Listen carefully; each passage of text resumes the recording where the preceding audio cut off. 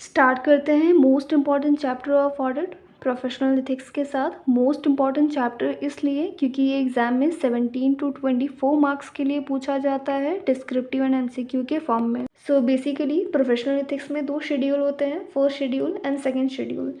इस वीडियो में first schedule के part 1, 2 and 3 and second schedule के पार्ट 1 को कवर किया जाएगा with the help of mnemonics.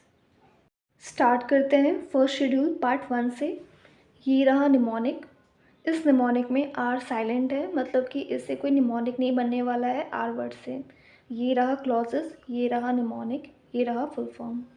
So start करते हैं। Clause 1 I for invalid COP, clause 2 and 3 C for commission sharing और एक्सेप्टिंग शेयर, ये क्लॉज 2 एंड ये clause 3। Clause 4 E for engaged in partnership.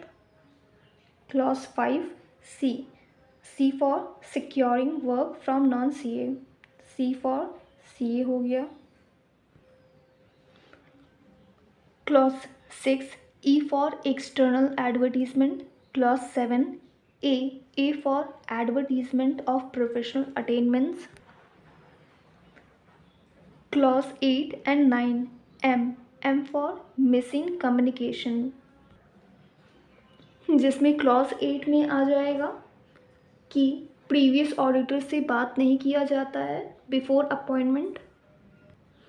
And clause 9 में validity of appointment as per section 139 and section 140 of the companies act है कि नहीं है, ये check किया जाता है।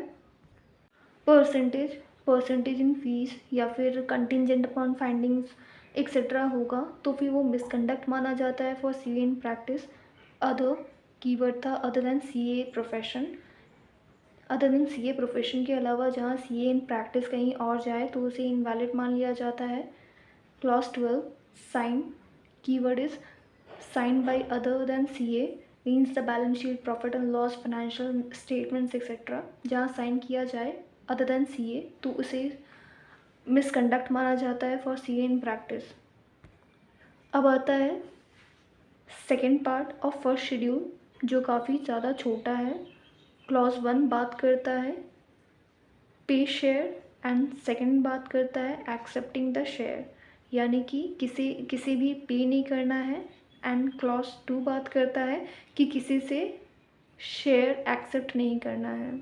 स्टार्ट करते हैं पार्ट 3 ऑफ फर्स्ट शेड्यूल जो काफ़ी ज़्यादा छोटा है। 3 क्लॉजेस है।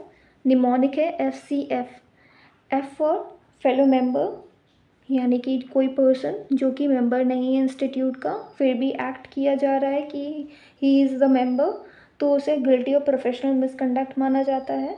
C for contravention of the act.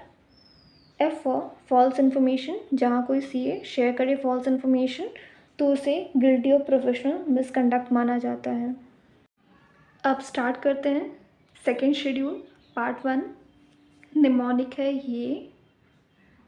ये अगेन है clauses, mnemonic full form. So I, clause 1 I for information disclosure without consent. Clause 2 F for financial examination means the examination of financial statements should be performed by a CA only. Clause 3 F for forecast, यह estimation of earning के बारे में बात करते हैं इसमें।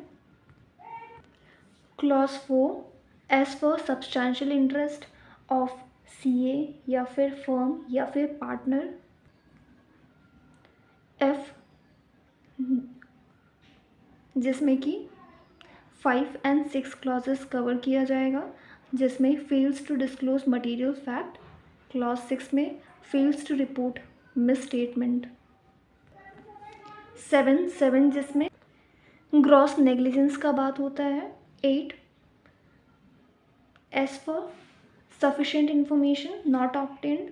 Clause 9 and 10 M for material departure and clause 10 M for money, it should be in a separate bank account।